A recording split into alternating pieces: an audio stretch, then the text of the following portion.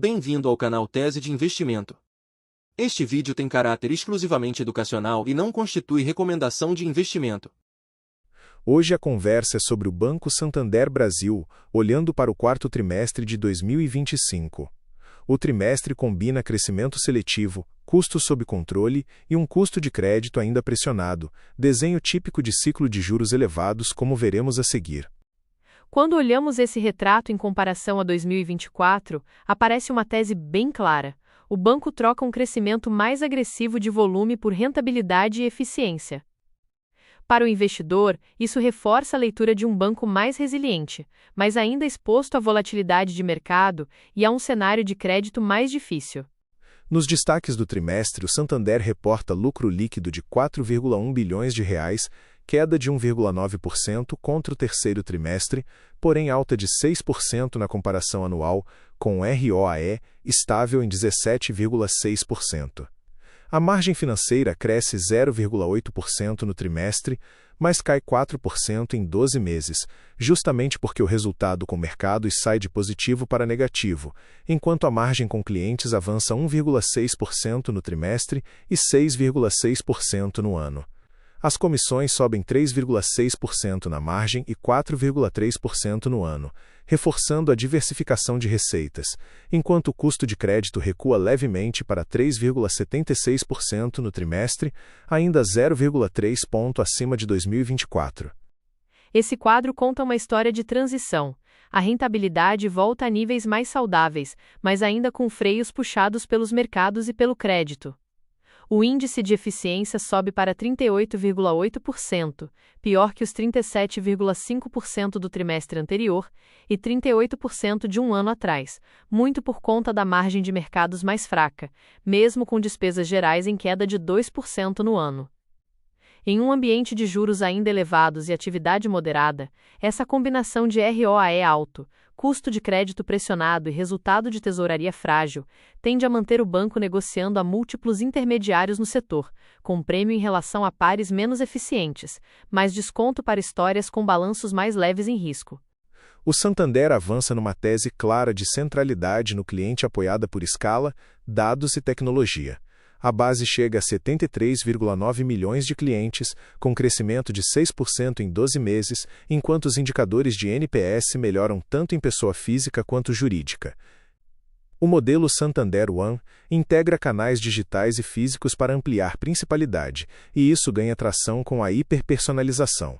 Em 2025, são 1,4 mil campanhas, e a parcela de interações personalizadas em pessoa física salta de 17% em 2023 para 60% em 2025. Com isso, ofertas passam a refletir comportamento e momento de vida do cliente, elevando conversão sem pressionar risco.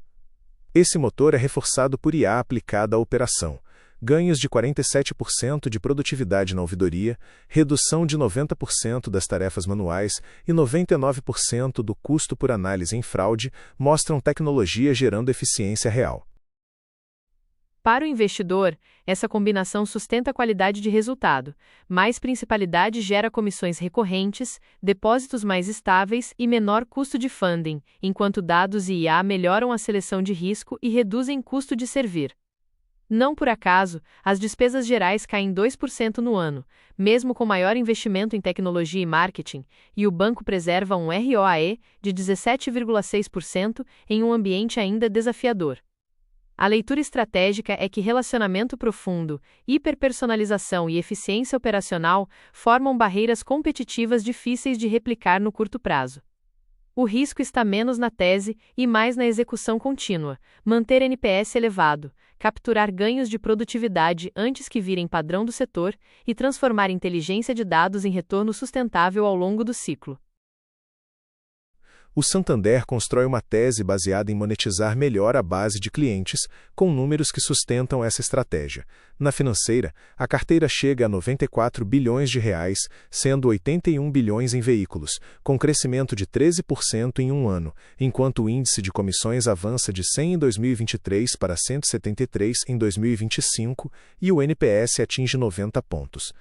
Em pagamentos, as comissões crescem 26% em 2 anos, o faturamento de cartões sobe 17% e o NPS chega a 84 pontos, reforçando a estratégia de concentrar fluxos no aplicativo. Já em investimentos, a pessoa física passa a responder por 50% das captações em 2025, com depósitos crescendo 24% no varejo massivo e 34% no alta renda, além de receitas de administração de recursos avançando 25,3% no ano. Para o investidor, esses números mostram uma franquia que combina escala, recorrência e eficiência de capital, mais comissões, menor dependência da margem de crédito pura e melhora estrutural no custo de funding. Ao mesmo tempo, a tese exige execução fina. A financeira precisa manter inadimplência sob controle, pagamentos competem num mercado de margens pressionadas e investimentos aumentam a sensibilidade ao humor dos mercados. Se bem calibrado, esse modelo ajuda a sustentar ROE mais elevado e menos volátil. Se não, o risco é ver o ganho operacional ser neutralizado por custo de crédito ou compressão de margens em serviços. No segmento de empresas, o banco destaca NPS 2 vezes maior após o novo modelo, 3 vezes mais visitas a clientes e aumento de 27% na força de vendas especializada. A carteira de crédito expandida de PMES alcança 95 bilhões, crescendo 13% no ano, com foco em relacionamento principal, maior transacionalidade e aumento de captações. Essa proximidade é complementada por parcerias, como com a GetNet, e soluções de serviços bancários embarcados, usando dados para gerar insights ao cliente. Do ponto de vista de resultados, o segmento de PMES contribui para o crescimento da carteira de pessoa jurídica, que sobe 3,3% no ano, com avanço especialmente em capital de giro. Por outro lado, a inadimplência acima de 90 dias em PMES chega a 5,9%, alta de 1,4 ponto em 12 meses, evidenciando como esse público é sensível ao ambiente econômico, com juros altos e pedidos de recuperação judicial em patamar elevado. Para a tese, PMES são um vetor importante de crescimento de receita e principalidade, mas também um foco de risco que exige provisões robustas. O prêmio de múltiplo só se sustenta se o banco mostrar capacidade de precificar e gerir esse risco sem comprometer o balanço. Em termos de eficiência, as receitas sobem de 71,6 bilhões em 2023 para 83,5 bilhões em 2025, alta de 17% em 2 anos, enquanto as despesas totais passam de 24,7 para 26 bilhões, crescimento de 5% no mesmo período. O índice de eficiência melhora de 42,4% para 37,6%, mostrando ganho estrutural de produtividade. Em paralelo, o custo de servir cai de forma expressiva, na base massificada, de 100 para 57, e no alta renda, de 100 para 80 entre 2023 e 2025, enquanto clientes ativos por funcionário sobem de 550 para 663. Esse conjunto de dados reforça a ideia de um banco que faz mais com menos estrutura física. O número de agências cai de 2.677 para 1.685 em 2 anos, ao mesmo tempo em que o uso de tecnologia e projetos globais como Gravity e OneApp ganham escala. Para o investidor, isso importa porque parte relevante do ganho de eficiência vem de medidas já implementadas, que devem continuar se refletindo nos números mesmo se a receita desacelerar em algum período. Ainda assim, há um limite para cortes de agências e pessoal. Daqui em diante, a continuidade da melhora de eficiência dependerá cada vez mais de automação, IA e redesenho de processos do que de ajustes mais simples de estrutura. A carteira de crédito ampliada fecha 2025 com mais de 708 bilhões de reais, alta de 2,8% no trimestre e 3,7% no ano, com crescimento em pessoa física, PMES e grandes empresas. Em pessoa física, a carteira fica em 269 bilhões, levemente abaixo do ano anterior, com destaque para cartões, que sobem 13,4%, e crédito imobiliário, que cresce 9,6%, compensando retração em consignado e rural. Em PMES, a carteira chega a quase 95 bilhões, alta de 13% no ano, e em grandes empresas, 250 bilhões, subindo 2,3% no ano. Essa composição mostra um crescimento seletivo. o banco reduz exposição em produtos de menor retorno e ajusta o ritmo no atacado, enquanto acelera em veículos, cartões e capital de giro para PMS. Quando incluímos títulos privados, avais e fianças, a carteira ampliada reforça a estratégia de usar mercado de capitais para compor o risco de crédito, com títulos privados crescendo 7,9% no ano. Em termos de tese, o investidor vê um balanço diversificado e com concentração relativamente baixa nos 100 maiores devedores, o que reduz risco de eventos idiosincráticos, mas mantém sensibilidade ao ciclo econômico doméstico e à capacidade de pagamento da base de varejo e PMS. Do lado dos passivos, as captações de clientes somam 670,4 bilhões, crescimento de 1,7% no trimestre e 3,9% no ano, com destaque para depósitos a prazo, LCI e letras financeiras. Depósitos à vista recuam 13% no ano, com migração para prazos mais longos, enquanto poupança também diminui, refletindo o ambiente de juros elevados. O índice de Basileia fecha em 15,4%, 1,1 ponto acima do ano anterior, e o capital principal em 11,6%, reforçando um colchão de capital confortável frente às exigências regulatórias. Esse rearranjo de passivos é típico de ciclos de Selic alta. O cliente troca liquidez imediata por remuneração maior em depósitos a prazo e letras, e o banco precisa calibrar esse mix para não pressionar demais a margem. A boa notícia é que a maior participação da pessoa física nas captações, hoje 50%, ajuda a reduzir o custo médio de funding, o que já aparece no desempenho da margem com clientes. Para o investidor, o capital robusto e a liquidez adequada diminuem o risco estrutural da tese. O ponto de atenção é como a instituição vai ajustar esse mix quando a curva de juros começar a se deslocar, preservando rentabilidade sem perder competitividade. No detalhamento de resultado, a margem financeira bruta fecha o trimestre em 15,3 bilhões de reais, queda de 4% contra o ano anterior, com margem de clientes em 16,8 bilhões e margem de mercado negativa em 1,5 bilhão.